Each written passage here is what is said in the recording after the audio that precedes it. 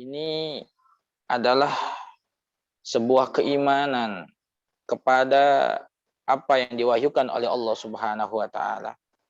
Iman dengan turunnya wahyu itu. Iman dengan apa yang menjadi isi dari wahyu tersebut, dan tentunya tidak boleh ada satupun dari kita ada pemahaman bahwasanya ada hukum yang lebih mulia dan ada hukum yang lebih benar, yang lebih tinggi daripada Al-Quran. Dan tanda iman kita kepada Al-Quran adalah kita beriman apa yang ada di dalam Al-Quran. Dan tidak boleh ada yang mendustakan sedikit pun. Karena apa? Karena Al-Quran itu dijaga oleh Allah Subhanahu wa taala. Kitab-kitab yang lain, kitab Injil, kitab Zabur, kitab Taurat, itu diturunkan oleh Allah Subhanahu wa taala.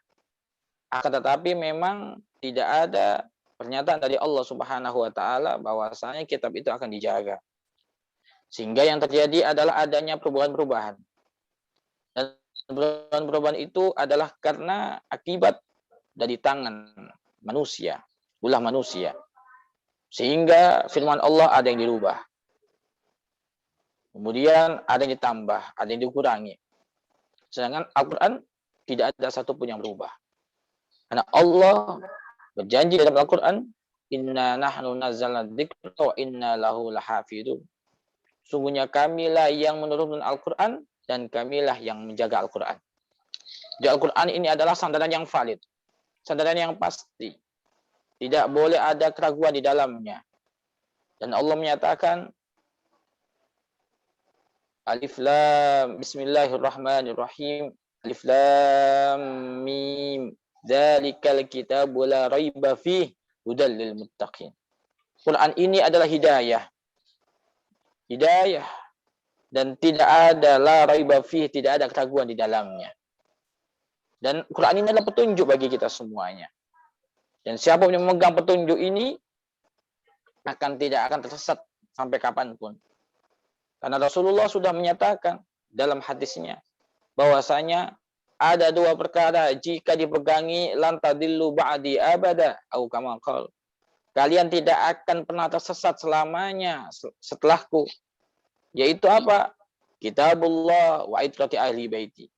Yaitu kitabullah, Quran, dan keluargaku, kata Rasulullah sallallahu alaihi wasallam. Dan ini adalah termasuk dari keutamaan umat Islam, yaitu punya kitab pegangan yang itu adalah wahyu Allah yang diturunkan kepada Rasulullah Shallallahu Alaihi Wasallam, dan itu adalah untuk sampai zaman kapanpun. Kalau kitab-kitab Nabi terdahulu, Taurat, Zabur, Injil, itu diturunkan untuk masanya saja. Akan tetapi kitab Al-Quran ini adalah sebagai manhaj, sebagai cara hidup, cara kita menjalani hidup ini. Baik itu di situ ada hukum syariat, ada hukum alam, ada hukum apapun di dalam Al-Quran, itu bisa dipegang, bisa digunakan, dan itu berlaku sampai kapanpun, sampai hari kiamat. Karena syariat Nabi Muhammad SAW tidak terbatas pada zaman atau tempatnya. Memang diturunkan oleh Allah Subhanahu wa taala ketika Nabi Muhammad ada di Mekah, ada di Madinah. Akan tetapi isi kandungan dalam Al-Quran itu bisa diterapkan dimanapun tempatnya dan apapun zamannya. Bahkan sampai saat ini kita pegangi itu Al-Quran. Dan tentunya Al-Quran ini adalah diturunkan oleh Allah Subhanahu wa taala sebagai sumber ilmu bagi kita. Bukan hanya mukjizat, tapi bagaimana kita mengambil ilmu dalam Al-Quran. Dan ulama tiap zaman itu tidak ada habis-habisnya yang menjadi ahli tafsir untuk mengambil ilmu kandungan dari Al-Quran. Setiap zaman muncul, tidak ada habisnya. Kenapa? Karena ilmu Allah Subhanahu wa taala itu tidak ada habisnya. Jadi digali, itu tidak akan ada habisnya. Para sahabatku yang dimuliakan oleh Allah Subhanahu wa taala. Mungkin satu yang akan kita petik dari pedoman Al-Quran bagi kita semuanya, yaitu firman Allah Subhanahu wa taala, A'udzu billahi minasyaitonir rajim. Bismillahirrahmanirrahim. Qad ja'akum minallahi nurun wa kitabum mubin. Telah datang pada kalian yaitu cahaya dari Allah Subhanahu wa taala. Ulama mentakwili nur di sini adalah yang pertama ada Nabi Muhammad sallallahu alaihi wasallam. Ada juga ulama yang mentakwili bahwasanya cahaya di sini adalah Al-Qur'an. Sehingga Quran ini adalah sebagai penerang hidup kita. Yang jika kita pegangi, maka kita tidak akan tersesat. Jika kita ingin menjadi orang yang bermanfaat, orang yang sukses, maka jangan tinggalkan Al-Quran. Kemudian di ayat lain, Allah Subhanahu wa ta'ala menjelaskan وَمَا مِنْ دَابَّةٍ فِي الْأَرْضِ وَلَا طَائِرٍ يَطِيرُ بِجَنَاحَيْهِ إِلَّا أُمَمٌ أَمْثَالُكُمْ. Jadi Allah Subhanahu wa taala menjadikan di sini kita diberikan pelajaran oleh Allah Subhanahu wa taala. Tidak ada satupun binatang yang melata ataupun burung yang terbang dengan kedua sayapnya kecuali mereka itu adalah seperti umamun amsalukum, seperti kelompok-kelompok kalian. Kenapa Allah Subhanahu wa taala memisalkan para hayawan, para makhluk ini seperti manusia? Jika kita melihat bahwa di tafsir-tafsir yang kita baca dari para ulama-ulama kita, bahwasanya Allah menjadikan makhluk ini adalah semuanya untuk keberlangsungan manusia. Manusia jadi khalifah. Manusia jadi makhluk yang paling sempurna. Sehingga makhluk-makhluk lain adalah diciptakan oleh Allah untuk kemaslahatan manusia. Hewan diciptakan oleh Allah untuk kemaslahatan manusia. Tumbuhan diciptakan oleh Allah untuk kemaslahatan binatang dan kemaslahatan manusia. Dan tentunya apa yang dilakukan manusia juga dilakukan binatang. Manusia berbicara, binatang pun berbicara. Bahkan bukan hanya binatang yang berbicara. Gunung pun berbicara. Karena Allah menjelaskan dalam Al-Quran, وَسَخَّرْنَا مَعَ دَاوُودَ الْجِبَالَ يُسَبِّحْنَا. Telah kami tundukkan bagi Nabi Daud itu gunung yang bertasbih dengan Nabi Daud. Nah, jadi gunung pun bertasbih kepada Allah Subhanahu wa taala. Zikir kepada Allah Subhanahu wa taala. Dan kita mungkin pernah mendengar cerita tentang semut dengan Nabi Sulaiman. Bagaimana seekor semut yang memberikan peringatan kepada kawan-kawannya, hati-hati akan melewati sini pasukan Nabi Sulaiman. Sehingga membuat Nabi Sulaiman tersenyum. Karena Nabi Sulaiman diberikan oleh Allah Subhanahu wa taala bagaimana memahami bahasa binatang, memahami bahasa semut. Jadi setiap hewan itu adalah berbahasa dengan bahasanya. Setiap makhluk itu berzikir dengan bahasanya. Dan semua makhluk Allah Subhanahu wa taala selalu berzikir kepada Allah Subhanahu wa taala, bertasbih kepada Allah Subhanahu wa taala. Dan lebih lagi, apakah hewan ini juga tahu tentang ketauhidan, tahu tentang keimanan? Jawabnya adalah mereka tahu. Kenapa? Karena di dalam Al-Quran juga disebutkan tentang burung hudhud. Kisah burung hudhud Nabi Sulaiman. Burung hudhud mengatakan, wajadtuha wa qaumaha yasjuduna li syamsi min dunillahi wa zayyana lahumus syaitanu a'malahum. Jadi ketika burung hudhud dicari oleh Nabi Sulaiman, kok kenapa tidak ikut hadir tepat waktu? Ternyata membawa kabar bahwasanya menemukan satu kaum yang mereka itu menyembah selain Allah Subhanahu wa taala. Mereka menyembah selain Allah Subhanahu wa taala.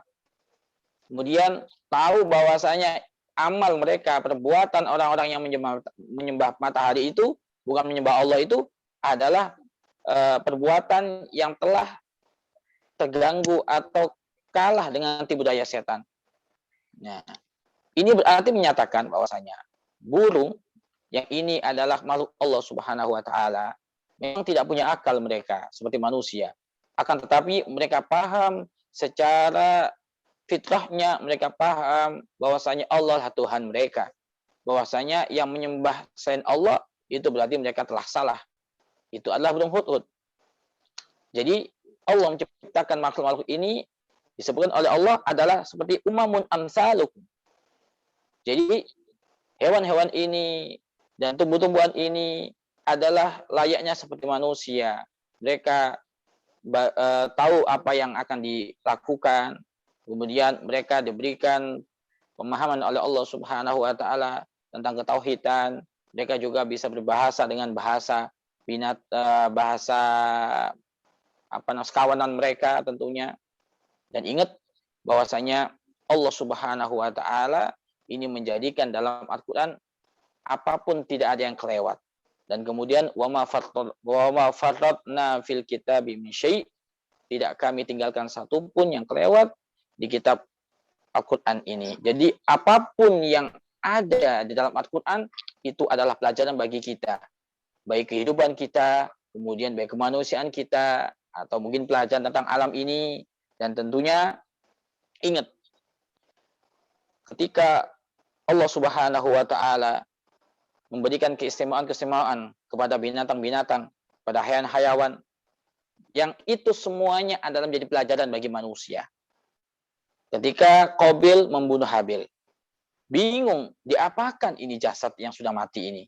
Ternyata Allah Subhanahu wa taala mengirimkan ghurab, burung kepada Qabil dan mengajarkan bagaimana cara menyimpan atau menguburkan jasad saudaranya yang telah mati. Dan kemudian ada lagi Allah Subhanahu wa taala memberikan kepada semut itu bagaimana cara agar biji-bijian yang telah disimpan di sarang mereka itu tidak tumbuh lagi. Ya. Tahu segitunya itu karena Allah Subhanahu wa taala. Karena Allah lah yang menciptakan mereka dan Allah lah yang telah menyempurnakan bagaimana penciptaannya. Alladzi khalaqa fasawwa walladzi qaddara fahada. Jadi Allah Subhanahu wa taala yang menciptakan mereka, hewan-hewan tersebut, dan menyempurnakan bagaimana penciptaannya sehingga semut itu tahu bagaimana caranya agar biji yang sudah diambil, disimpan di sarangnya itu tidak bisa tumbuh lagi. Dan saat itu tentunya semut akan memutus segala rantai mungkin yang bisa menyebabkan tumbuhnya biji-bijian tersebut. Kemudian semut juga tahu bagaimana caranya membagi beban dengan teman-temannya yang lain.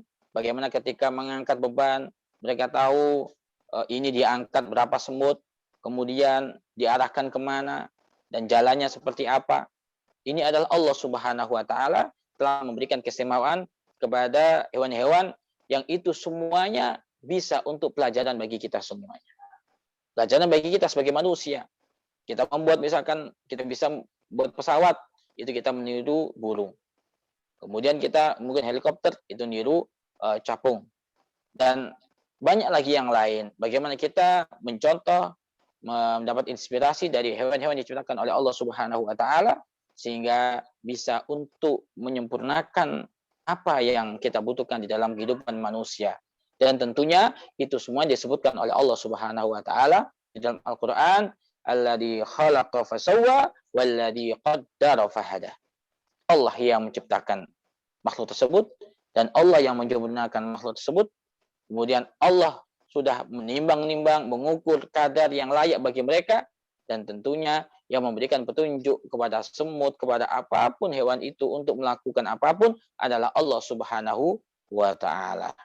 Dari sini kita harus tahu bahwasanya ketika kita menjadikan Al-Qur'an ini adalah sebagai petunjuk hidup kita, sebagai nafas hidup kita, baik itu dibaca, kemudian jangan lupa ditadabburi, dan kemudian jangan lupa diamalkan apa isi kandungan Al-Qur'an, maka hidup kita akan menjadi hidup yang diridhai oleh Allah Subhanahu wa taala. Dan ingat siapapun yang berpegang kepada Al-Quran dan kepada Ahlul Bait Nabi Shallallahu Alaihi Wasallam itu tidak akan tersesat selama-lamanya. Mudah-mudahan apa yang dapat kami sampaikan ini bermanfaat bagi diri kami pribadi dan kepada yang mendengar semuanya dan yang menyaksikan semuanya. Wallahu a'lam bishawab. Alhamdulillah, semoga tausiah yang beliau sampaikan dapat menggerakkan hati kita untuk selalu taat kepada Allah, dapat membuat kita selalu ingin membaca Al-Quran, dan dapat membuat kita selalu ingin memahami Al-Quran serta menjalankan apa yang ada di dalamnya. Amin. Allahumma amin. Untuk acara selanjutnya akan ada sesi tanya jawab. Barangkali teman-teman ada yang ingin ditanyakan, baik itu di dalam tema ataupun di luar tema. Dan bagi yang ingin bertanya, mangga bisa mengajukan di chat atau bisa nyalakan mic-nya. Mangga, barangkali ada yang ingin bertanya.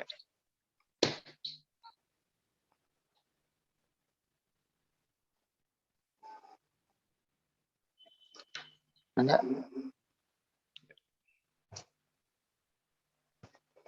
Mangga, barangkali ada yang ingin ditanyakan.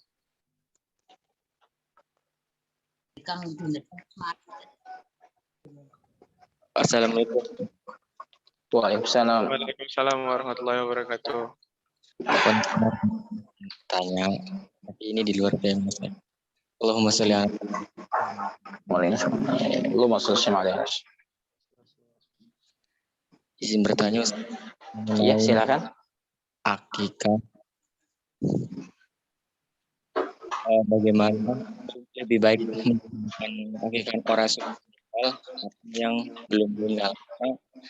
Orang tua saya itu belum diakikahkan dulunya.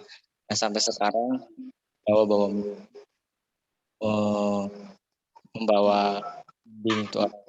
Jadi bagaimana lebih baik dan apa yang belum?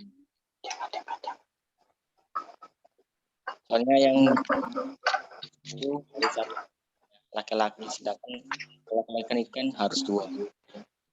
Syukran Ustaz. Semua taala.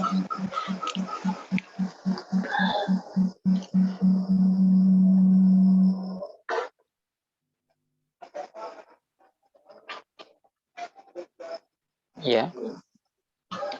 Yang ditanyakan adalah tentang akikah bagi orang tua. Betul? Ya benar. Iya. Bismillahirrahmanirrahim.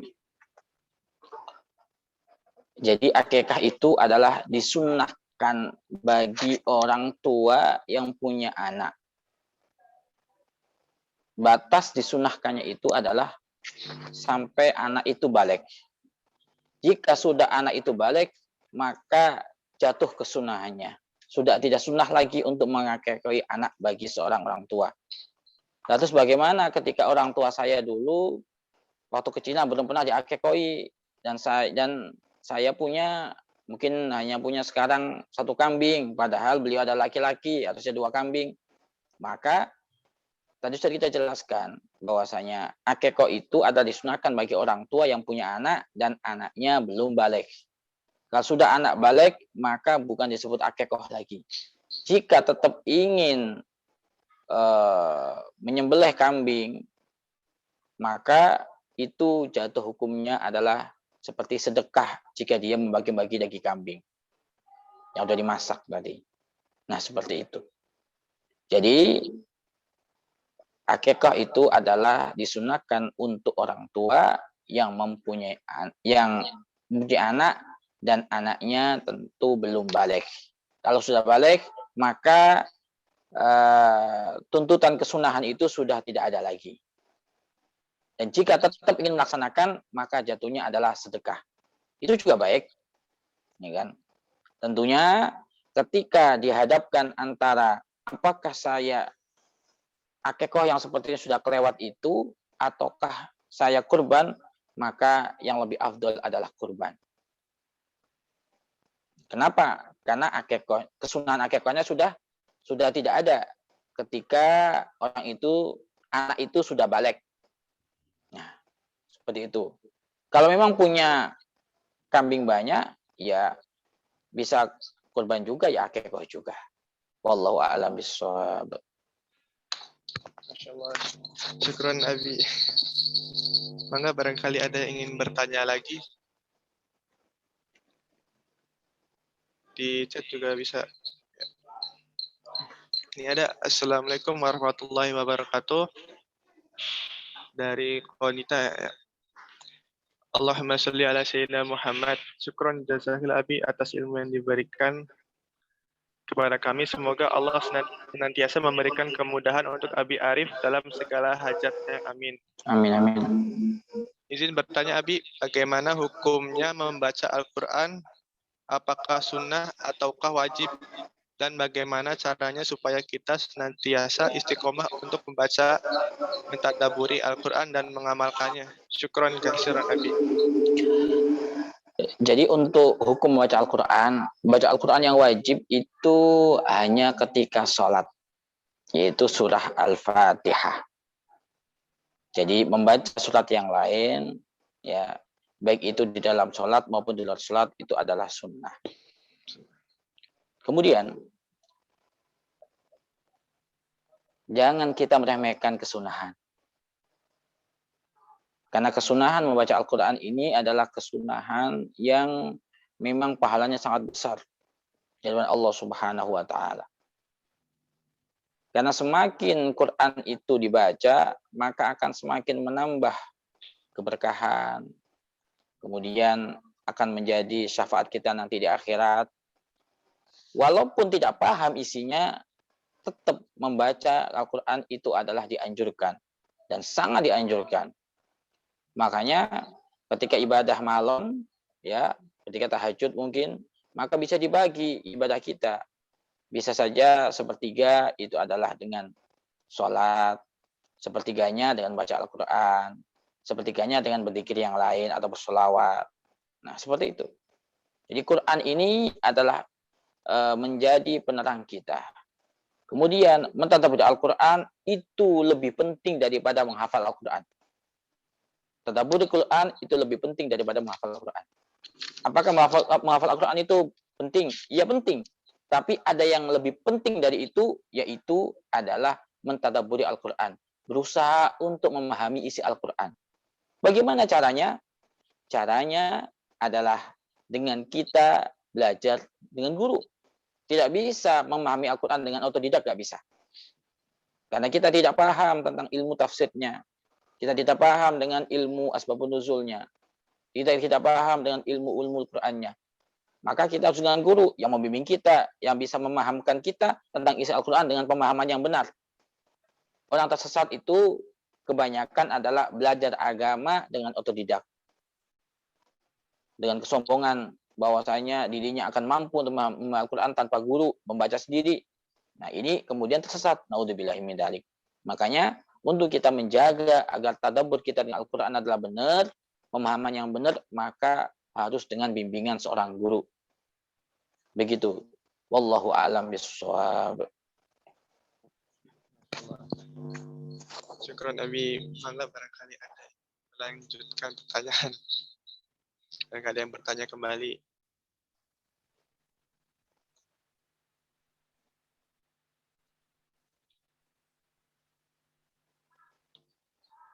Jadi perlu diketahui ya, tambahan. Pahala membaca Al-Quran itu bukan satu kata itu satu pahala. Tapi satu huruf itu ada pahala. Alif, lam, mim itu bukan satu pahala. Tapi tiga. Alif satu, lam satu, mim satu. Itu yang nggak paham. Yang paham minimal satu huruf itu 10.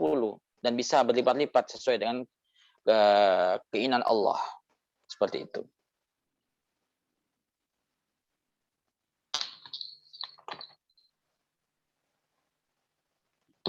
Ya, Bi. Ini Ana pribadi mau bertanya, Bi. Silakan. Kan kita tuh kebanyakan itu kadang malas dalam membaca Al-Quran gitu, Bi. Kadang sehari sekali aja udah syukur-syukuran gitu, Bi.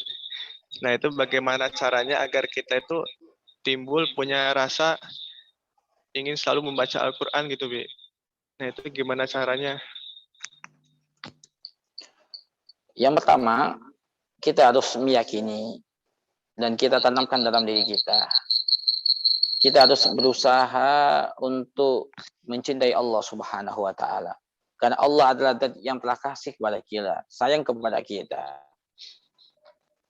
Seperti halnya kalau kita mendapat pesan dari orang yang kita cintai, dari ayah kita, dari ibunda kita, kalau sudah punya pasangan suami dengan suami kita, dengan istri kita, kalau sudah dapat pesan, itu bagaimana rasa hati? Berbunga-bunga, senang. Dan apalagi ini adalah pesan dari Allah Subhanahu wa taala. Adalah kalamullah, firman Allah, ya. Semakin kita membaca Al-Qur'an juga akan semakin menambah kecintaan kita kepada Allah Subhanahu wa taala. Jika seseorang itu mencintai suatu perkara, maka akan senang mengulang-ulangnya. Senang membicarakannya.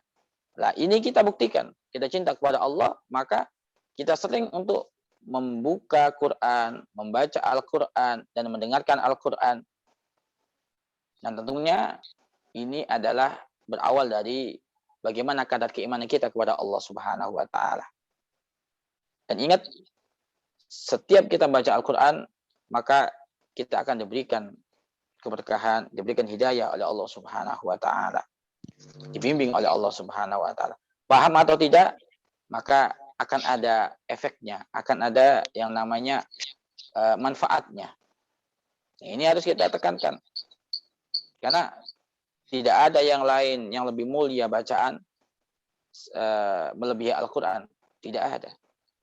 Al-Quran kita baca, orang nggak paham saja bisa terenyuh ketika membaca Al-Quran. Apalagi yang paham.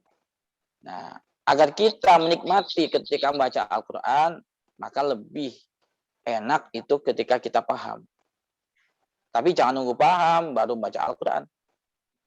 Tapi membaca dulu, biasakan dulu, kemudian berusaha sedikit demi sedikit kita memahami apa yang ada dalam Al-Quran. Begitu kurang lebihnya. Allah a'lam bishawab. Syukran Abi. Ini ada yang bertanya lagi Abi. Assalamualaikum warahmatullahi wabarakatuh. Waalaikumsalam warahmatullahi wabarakatuh. Allahumma shalli ala sayyidina Muhammad wa ala Allahumma ali shalli sayyidina. alaihi wa ala alihi wa sahbihi. Jazakallah Abi. Ana izin bertanya bagaimana hukum membaca Al-Quran tapi kita tidak mengerti dengan ilmu tajwidnya Abi. Syukran. Yang pertama, yang harus kita lakukan ketika kita tidak tahu ilmu tajwidnya, kita pengen baca Al-Quran. Maka bacalah dengan semampu kita. Dengan syarat kita ada keinginan dan usaha untuk belajar tajwid kepada guru. Jadi jangan berhenti, yang penting saya baca, bukan. Tapi Quran ini harus dibaca dengan cara yang khusus dan aturan yang khusus. Ketika kita belum bisa membaca yang benar, apa kita berhenti membaca? Enggak. Berusaha membaca, tapi tetap di sisi lain ada usaha untuk bisa membaca dengan baik dan benar. Yaitu dengan tajwidnya, dengan makhrajnya yang benar. Jadi belajar tajwidnya, belajar makhrajnya, di sisi lain tetap membaca seperti biasa. Jadi ada usaha untuk belajar dan ada usaha untuk membacanya juga. Dan siapapun yang baca Al-Quran kok dengan susah payah, maka dia dapat pahala double. Ada pahala susah dia dalam bacanya. Walaupun dia terbata-bata membaca, tetap dia pengen baca. Tapi tentunya tadi syaratnya harus juga dibarengi dengan ada usaha belajar tajwid dan makhrajnya dengan ustadz, dengan siapa, seperti itu. Wallahu a'lam bishawab. Satu lagi Abi. Assalamualaikum warahmatullahi wabarakatuh. Waalaikumsalam warahmatullahi wabarakatuh. Allahumma shalli ala sayyidina Muhammad. Allahumma Semoga Abi shalli alaihi dan wa sallam. keluarga selalu disehatkan oleh Allah. Amin. Allahumma amin. Amin. Izin bertanya Abi, apakah boleh lagi haid berkeramas atau potong kuku? Soalnya orang tua bilang kalau lagi haid tidak boleh potong kuku. Syukran Abi. Bismillahirrahmanirrahim. Jadi ketika kita punya hadas besar, yaitu haid tadi, Jadi hukumnya makruh ketika kita potong rambut atau potong kuku. Akan tapi misalkan seandainya kok ada yang menyebabkan kita harus keramas. Ini bukan potong rambut ya, keramas ya. Contoh misalkan gatal banget, tidak tertahan, maka kita boleh keramas. Terus bagaimana kalau ketika keramas kok ada rambut yang lepas? Ya tidak apa-apa, tidak masalah, tidak berdosa. Terus potong kuku bagaimana? Ya kalau misalkan ternyata kuku kita membahayakan, kita punya gatal, kemudian takut kegaruk atau tambah parah, ya kita potong kuku. Terus bagaimana nasibnya? Kuku kita yang kepotong dan rambut kita yang terlepas. Kuku yang terpotong dan rambut yang terlepas ketika nanti suci dari haid, maka menurut pendapat yang kuat adalah tidak wajib ikut dibasuh dalam mandi besar. Jadi mandi besar itu setelah suci, loh ya, bukan masih dalam keadaan haid. Jadi tidak perlu kemudian dikumpulkan rambutnya, takut nanti hilang atau apa, tidak perlu. Menurut pendapat yang kuat, tidak perlu. Jadi yang wajib dibasuh ketika mandi besar adalah anggota badan yang ketika suci tadi masih menempel di badan. Di rambut ya rambut yang masih nempel. Kalau rambut sudah terputus ya sudah, biarkan. Ya. Wallahu a'lam bishawab.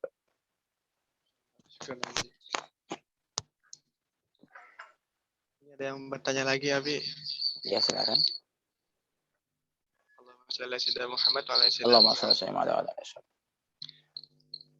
Bagaimana sikap yang seharusnya dilakukan apabila dalam menuntut ilmu banyak cobaannya, terutama dalam keluarga sendiri? Contoh kecilnya, udah besar masih ngaji aja, kamaruta. Kadang ucapan kayak gitu membuat down, Ustadz. Bagaimana solusinya? Semoga Abi dan keluarga selalu diberikan keberkahan oleh Allah Subhanahu wa taala. Amin. Bismillahirrahmanirrahim. Jadi jika kita ada diomongin seperti itu, udah besar masih ngaji aja. Ya, memang ngaji itu kewajibannya adalah sampai nanti mati. Bukan ketika sudah besar kemudian putus ngaji, bukan. Terus kita ngaji. Kenapa? Ngaji itu adalah sebagai bentuk kita ini pengen sambung dengan Rasulullah, sambung dengan Allah, ingat dengan Allah. Dan juga ngaji itu adalah bentuk nasihat bagi kita karena kita butuh dengan nasihat. Dan juga hati ini perlu asupan. Kalau badan tanpa makan minum bisa sakit, bisa mati. Begitu juga hati. Jika hati itu tidak kena nasihat, maka bisa sakit dan juga bisa hati itu mati. Sehingga dia tidak tahu mana yang baik, mana yang buruk, semuanya dilanggar semuanya. Semuanya terabas semuanya. Oleh karena itu, kita perlu ngaji. Jadi, yang namanya kebaikan itu ada tantangan tentunya. Ada kesulitan, ada rintangannya. Diomongin seperti itu sudah down, bagaimana kalau misalkan mau ngaji kemudian ditumpuk orang? Malah down lagi, takut lagi. Nah, seperti itu. Apapun rintangannya, itu berarti menandakan bahwasanya apapun yang kita lakukan dalam ngaji, itu diridhoi oleh Allah Subhanahu wa taala. Karena pasti setiap kebaikan itu ada rintangannya. Baik itu rintangan dari diri sendiri, ada setan, ada hawa nafsu, kemudian ada rintangan dari luar, yaitu dari omongan orang. Ya kita cuek saja. Ya kan? Tidak perlu terpengaruh dengan omongan orang. Karena jika kita yakin akan kebaikan dari ngaji ini, maka kita jalan terus. Yang penting kita tidak merendahkan orang lain yang belum ngaji. Nah, baik itu ngaji Al-Quran maupun ngaji agama. Belajar. Setiap saat kita terus harus belajar, karena dari situlah kita akan mendapatkan bimbingan dari Allah Subhanahu wa taala. Wallahu a'lam bishawab. Satu pertanyaan terakhir, Abi. Assalamualaikum warahmatullahi wabarakatuh. Waalaikumsalam warahmatullahi wabarakatuh. Allahumma shalli ala sayyidina Muhammad wa ala ali sayyidina Muhammad.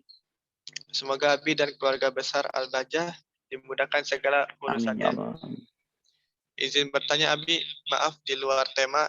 di Silakan. tempat tinggal kami sekarang punya kebiasaan kalau yang ikut menyolatkan jenazah selesainya dikasih amplop, dan yang paling banyak ikut menyolatkan itu anak-anak. Apakah hal ini memang diperbolehkan oleh agama, Habib? Syukron. Bismillahirrahmanirrahim. Ketika kita melihat suatu perkara, maka kita tidak bisa memutuskan apa itu benar atau tidak sampai kita tahu hakikat perkara tersebut. Nah, jika ada orang bagi-bagi amplop ketika sholat jenazah, maka kita harus memahami apa hukum orang memberikan orang hadiah. Ya. Jika itu memang bukan sesuatu yang berhubungan dengan yang maksiat, maka adalah boleh. Ya kan? Bagi-bagi amplop kepada orang yang menyolatin. Bisa saja itu, dan kami yakin khusnudzon niatnya orang yang bagi-bagi itu adalah agar pahalanya dihadiahkan kepada si mayit. Nah, bagaimana hukum menghadiahkan pahala untuk mayit? Boleh. Dan itu akan nyampe. Dan termasuk bakti seorang anak kepada orang yang sudah meninggal, orang tuanya mungkin, itu adalah dengan menghadiahkan beramal baik dan menghadiahkan pahalanya kepada orang yang sudah meninggal. Cuma mungkin perlu digarisbawahi, uang yang dibagi-bagi itu tidak boleh diambil dari harta warisan kecuali sudah disetujui semua ahli waris. Jadi kemudian jangan biaya tahlil, kemudian biaya untuk ngamplopin itu diambilkan dari harta waris. Tidak boleh. Boleh diambil dari harta waris jika semua ahli waris setuju kalau harta waris digunakan untuk ngamplopin orang ketika sholat jenazah atau untuk tahlilan. Nah, seperti itu. Jadi boleh bagi-bagi amplop untuk orang yang ikut menyolati. Dan tentunya lebih bagus lagi orang yang dapat amplop tadi kembali memberikan amplop tadi ke si keluarga mayit. Untuk apa? Sedekah lagi. Untuk membantu barangkali pengurusan mayitnya, untuk mungkin biaya tahlilnya dan sebagainya. Nah, seperti itu. Jadi bisa berantai itu kebaikan. Ya kan? Kalau nggak dikembalikan gimana? Ya nggak masalah. Itu hadiah, ya sedekahnya ahli yang kena musibah kepada orang-orang yang sudah menyolatkan. Nah, seperti itu. Jadi tidak boleh kita suudzon kepada mereka. Dan kita suudzonnya adalah niatnya seperti itu, bukan untuk yang lain. Jadi apapun yang dilakukan, kita harus tahu hakikat niat pelakunya, kemudian perkara yang dilakukan itu apa, sehingga bisa kita menghukumi dengan benar. Dan kurang lebihnya tidak jauh dari yang kami sampaikan tadi. Gambaran apa yang dilakukan orang keluarga mayit bagi-bagi amplop tadi dan niatnya mereka apa, itu tidak jauh dari apa yang kami sampaikan.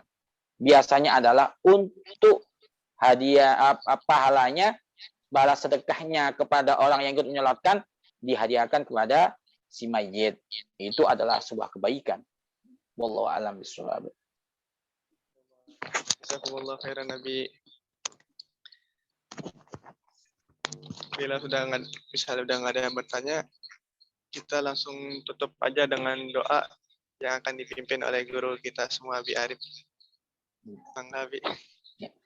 Bismillahirrahmanirrahim. Alhamdulillahirabbil alamin. Allahumma shalli wa sallim ala sayyidina Muhammad wa ala ali sayyidina Muhammad. Allahumma arhamna wa la tu'adzibna wansurna wa la takhdhulna wa afina wa la tubridna wa akrimna wa tuhinna wa atina alaina innaka ala kulli syai'in qadir. Allahumma ya Allah, berikan kami segala kebaikan ya Allah, kebaikan di dunia dan di akhirat ya Allah. Jadikan ya Allah kami semuanya adalah hamba-hamba yang saling mencintai karenamu ya Allah, saling mendoakan dengan kebaikan ya Allah. Jauhkan kami dari segala kebencian, permusuhan, fitnah, adu domba ya Allah. Jadikan kami semuanya adalah orang-orang yang Kau ampuni dosa-dosa kami ya Allah.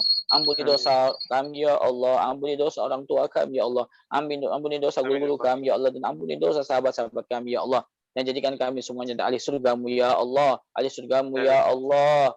Mudahkan kami kumpul dalam kebaikan. Mudahkan kami kumpul dengan orang baik. Dan jauhkan kami dari segala keburukan, dari segala kejelekan. Dan jauhkan kami dari segala kemaksiatan ya Allah. Jadikan kami semua adalah hamba-hamba-Mu saling memaafkan ya Allah. Dan ketika kami nanti ya Allah, Engkau cabut nyawa kami.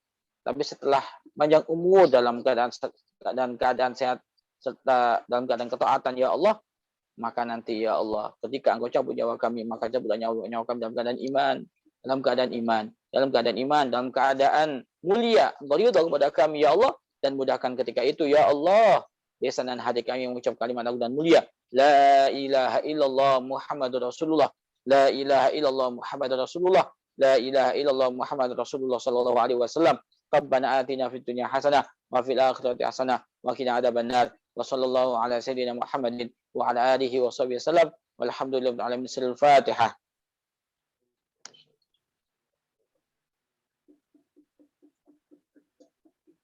Sedikit untuk menambahkan info, jangan lupa kunjungi website kami di www.albajajamblang.or.id, atau ingin tahu segala info tentang Al-Baja Jamblang bisa kita nengok ke Facebook, fanpage Al-Baja Jamblang, bisa juga di YouTube Al-Baja Jamblang, di Instagram juga ada, dan tentunya nomor kontaknya jika mau tahu info tentang kegiatan Al-Baja Jamblang ada di 082 33 44 55 406, 082 33 44 55 406.